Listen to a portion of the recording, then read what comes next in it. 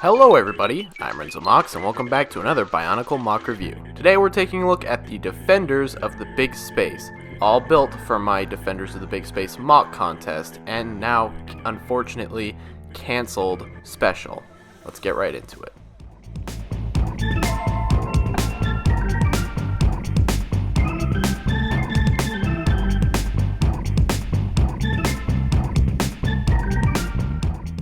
As I already said, we will only be looking at the winners today and not the honorable mentions. Reason being, this video is already going to be long enough, and I think they deserve their own video, while the honorable mentions will get a second video.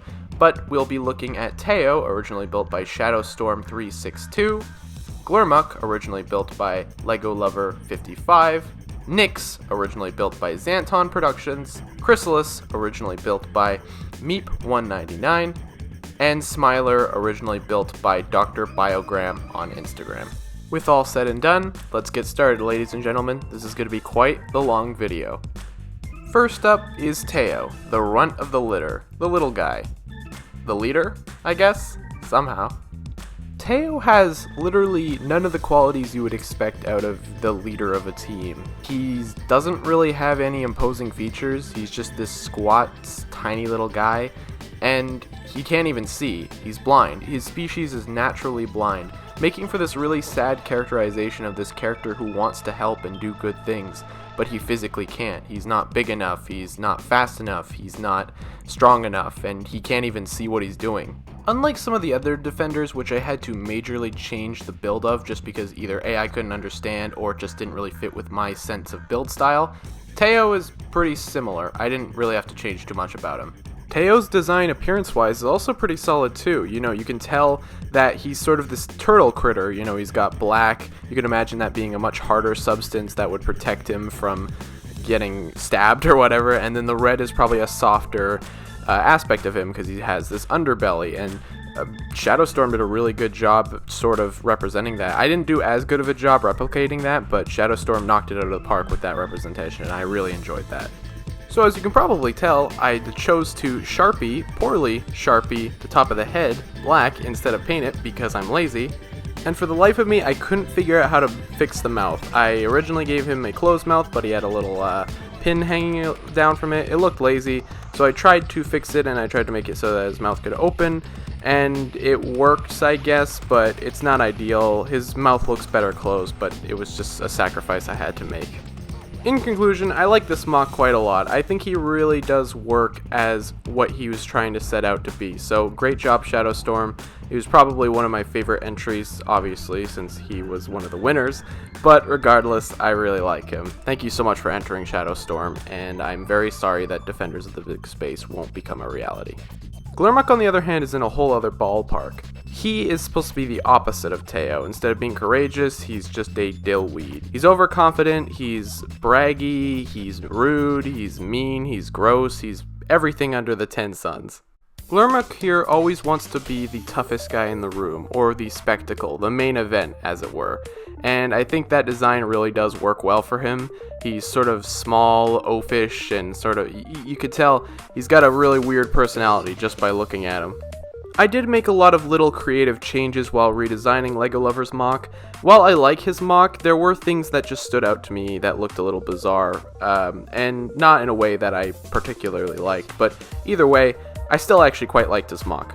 Listen, between you and me, the whole reason why this MOC won in the first place is because of his freaking eyeballs, good lord. He's now wearing this weird white exosuit thing. I don't really know what it's supposed to be. It's supposed to be like a big shirt, collar shirt sort of outfit sort of thing. The idea is that he's wearing this big shirt. Doesn't really look like that though, does it? I tried really hard to make it look like that, but it just kind of looks bizarre from the back. It's not the best thing. I really could have worked on it. And he's also got these big boots, which I just thought were funny, that he's just wearing these big high heel boots sort of design here. That's how I see it anyways. Thank you for entering the contest, Lego Lover 55. I really appreciate it. Also, I described this character as a genetically mutated booger for some reason. And also, he is technically the adopted brother of Chrysalis. I'll get into that later. Next up is Nyx from Xanton Productions. I definitely took a lot of creative liberties with redesigning Nyx. He's not for one in the slightest. He's actually quite different. And the main reason was I thought he would look better as, I think he looks more cuter now. I think the squatter proportions and all that make him look a lot cuter and a lot more friendly and lovable, and that's what I was sort of going for. Now don't get me wrong, I obviously like Xanton's MOC, I obviously chose it for a reason, but I just felt like redesigning him. It was a personal thing. I really liked his design and I wanted to sort of mix it up and change it a little bit. It's not perfect, but I enjoy it. He's got a lot of little quirks, you know, he's got these really big claws, he's got the big googly eye, which I really wanted to keep in there. I couldn't give him two because of the way that I designed the head, but the one big one is cute, plus it does rotate around, which is very nice for it, and it's very, very expressive. It has a lot of personality to him. He's got little heels, but unfortunately they don't really hold up very well. He can't really stand with them. That's why the tail acts as a third leg, and you will notice that the tail gun has been noticeably downgraded from the original, and the whole reason was because the original gun was just very cumbersome and it wouldn't have really worked on this new MOC, so I brought it down a little bit, but I still think it works as fine as it did before. I did purposely keep that creature of water head on his back still, even though I don't think it really fits with any of the color scheme. I just kept it in as a reference. Now, designing the head was a very difficult task, but I will admit it was super fun. I had to sort of make it compatible with the transformation feature, as well as the fact that it kind of makes him, I mean, he has horns, and I really wanted to keep that design in, and I'm pretty proud with what I came up with. Speaking of the transformation, here's the beast mode, spider, death mode thing that Xanton came up with. It probably looks much different from the original, but it gets the job done. I mean, I still think that it looks like a new being or a new form. I think it looks different enough to the point where it doesn't really look like the old Nyx, so I think that worked out well. And his horns become the spider mandibles, and that's creepy, and I really like that. Good job, Xanton. I'm really proud of Nyx. I think it's one of my favorite Defenders MOCs just because of the personality. You guys most likely haven't seen the script yet or heard his lines as of the time of this being released. However, Xanton brought a lot of personality to Nyx that is really, really desired and really appreciated. So thank you very much, Xanton, and thank you for entering the contest. And the last hero of the Defenders team is Chrysalis, originally built by Meep199. She's the largest of all of the Defenders characters. She's absolutely massive. She's probably the MOC that I put the most amount of effort into recreating. Even though she is quite different from the original MOC, I took a lot, and I mean a lot of creative liberties while redesigning her. But I think that she still exudes the exact same character. She hits a lot of the same beats, the metal arm, the scorpion-like appearance. I think everything is still there, so I feel like this is a somewhat faithful recreation, although obviously not perfect. Okay, where to start? How about the legs? That seems easy enough. Fun fact, originally while designing her, I was trying to give her both two normal legs, but her weight and stuff she needed a much heavier, much more stable leg, plus I ran out of parts. So I figured, hey, why not just throw a metal leg on her, for the sake of it. I don't think her waist area looks very good. I tried to cover it up as best as possible, but I just couldn't. With that friction adder in there, it really does affect a lot of the parts being put into the waist, so it doesn't really look like what I was trying to go for, but I guess it works fine enough. Her torso section is hilarious, and it's supposed to be a jab at people who make female MOCs overly skinny. She's a scorpion alien, so I could have gotten away with something like that, and I still tried to add some mass to it, and this gives her a lot of articulation. There's a lot of movement, although you do need to be very careful. The whole reason why she has friction adders in the first place is because those pieces would not be able to hold her upper half. She is titanic. Also, she has this poor excuse for a tail. Yeah, it's really bad. It doesn't look good. It's really just there to be a third leg because of how heavy she is. That's all it's there for. Other than that, I'm fully aware that this is a really bad tail, and it just doesn't really matter in the end. Here's a bit more of that articulation I was talking about. Yeah, there's a lot there. You can really get her into some crazy poses, and because of the nature of her species, she can naturally like bend her back in like a weird insect creature, so you can really play around with that. I'm quite proud of her torso. I had to basically recreate it and just make it as weirdly as I could, and so there's a lot of little details and crap shoved in there. It doesn't look good from all angles. From the back it looks kind of sketchy, but from the front I'd say it looks pretty decent, especially with this piece. It's Yeah, it looks like a scarf. It looks like an article of clothing, but it perfectly wraps around the belly there, so it doesn't look as awkward. The shaping is perfect. It's exactly what I wanted when I saw that piece. I wanted to put that in the MOC somewhere, and it worked perfectly. She's also got this big-ass tank, and completely honest, I have no idea what the meaning of it is. I don't know why it's here. I just thought it would be cool and crazy looking, so that's why it's here. Now, her arm is an Harmonix arm, and if you don't remember what Harmonix is, it's a weapon company in the Spaceverse. Basically, a lot of their weapons are black and transgreen and gunmetal. They all have that sort of similar look where they all look very futuristic and heavy-duty. Recreating this arm was so much fun. I can't even describe it. Obviously, it looks very different from the original arm, but I think it hits a lot of the same beats that it still feels like. Again, she looks quite different from the original MOC, but I still think that the MOC has the exact same sort of silhouette as that original character, so I think that I pulled it off decently well. There ain't much to talk about with her right arm. It's a very standard looking arm. It's got a decent amount of articulation, but other than that, it's just an arm. So, allow me to now defend this head and then, right after, rip it apart. I think the mask is a good choice. In fact, I think it's a better choice than the Vorox mask. I like the Vorox mask, however, I do think that there's something a little bit more feminine about the Zesk mask. Now, neither of them are necessarily feminine, but I do think the Zesk mask looks more appropriate for this character. The Vorox mask is more rough and, like, edgy looking. This one's a lot softer, and you can see a lot more of a female face in this. Other than the mask, though, no, this head is super lazy. I didn't do anything unique. I didn't give her the weird glass eye that she had before. I didn't do anything interesting with this head design at all, and I really apologize. I just personally couldn't find much inspiration to do it. I don't know why. I have no good defense. It was personally just a dumb move by me. I'm really sorry.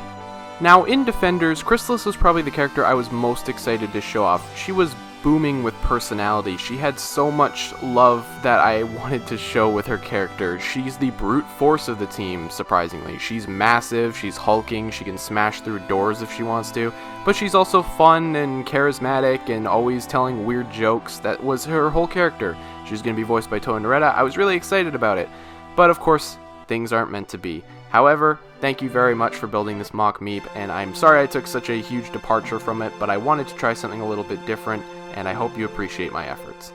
Now, last but not least, we have Smiler, built by Dr. Biogram on Instagram.